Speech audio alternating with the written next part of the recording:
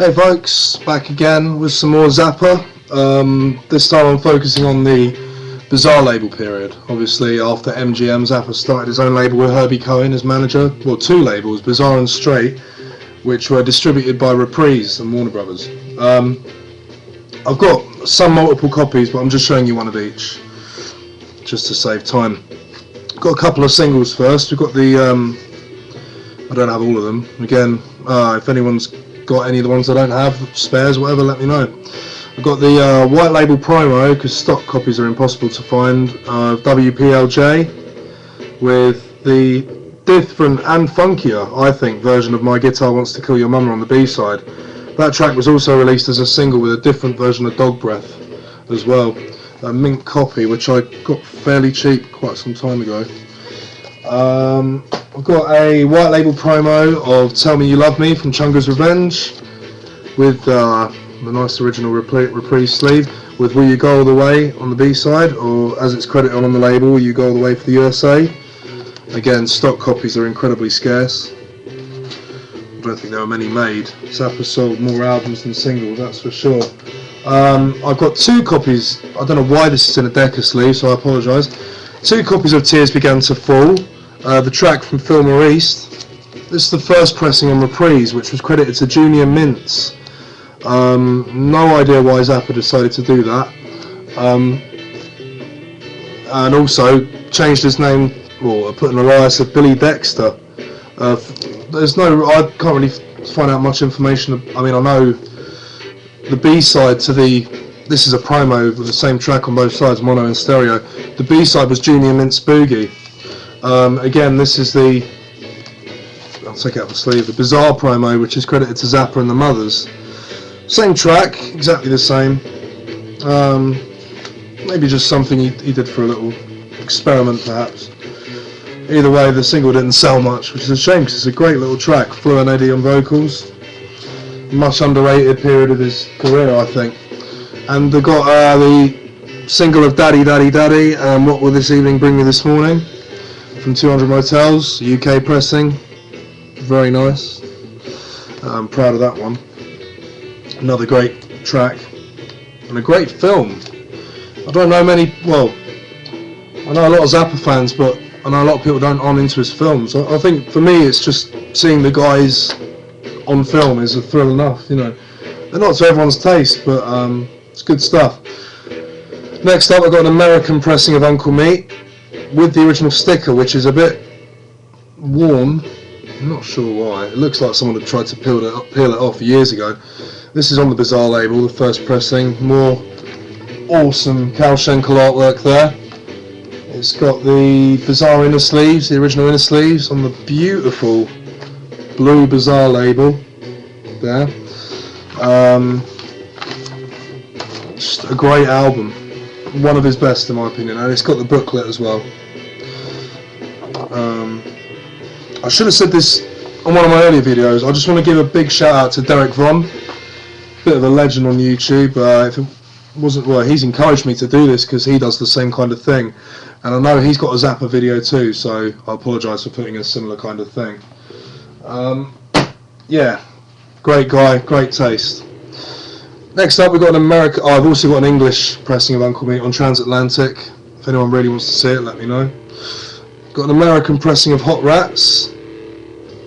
I've got an English one as well on Reprise, but this one's in better condition. This is really nice copy, really nice. And of course, this was his only album to get into the top 10 in England.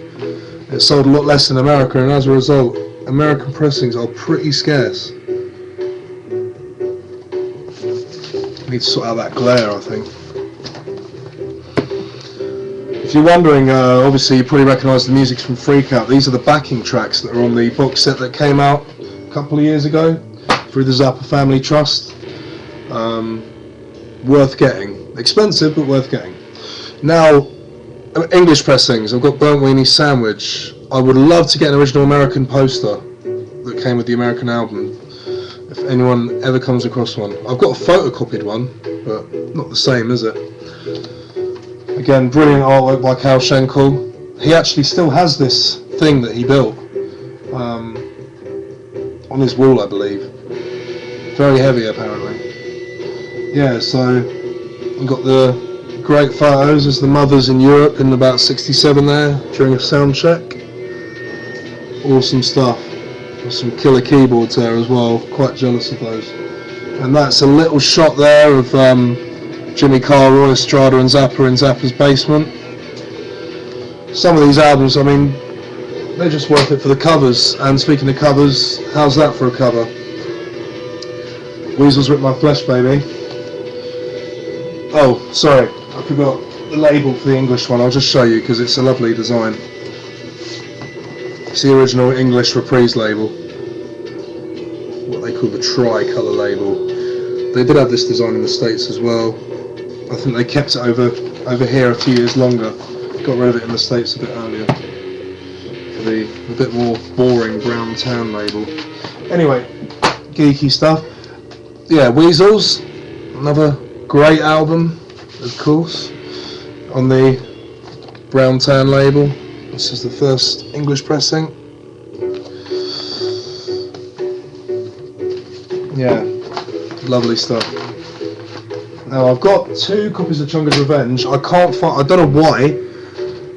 When they first pressed it over here, they pressed it on an olivey green sleeve instead of the more common red one. I've also got the red one somewhere, but I have no idea where it is, which is pretty bad because my stuff's all alphabetical, so I don't know what I've done with that.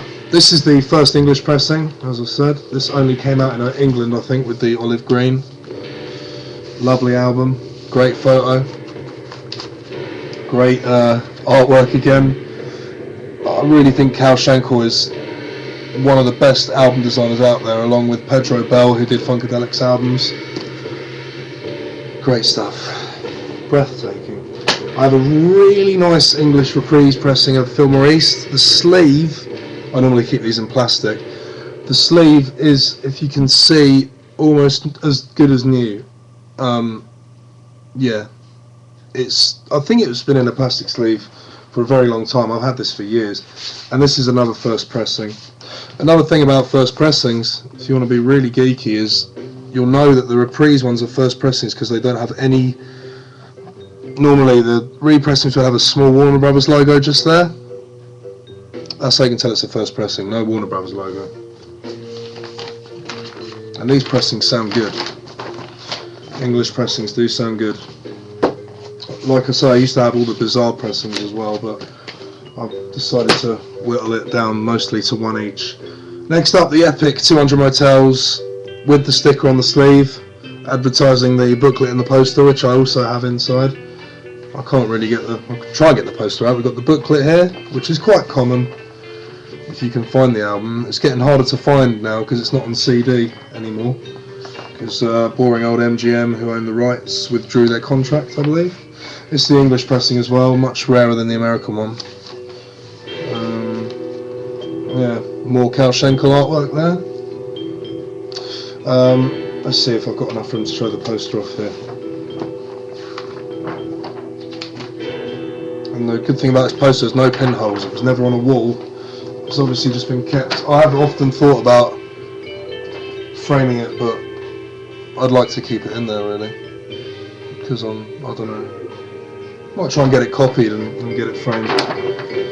Lovely poster, and the guy who did that also did the Overnight Sensation cover. I'm sure you guys know all this.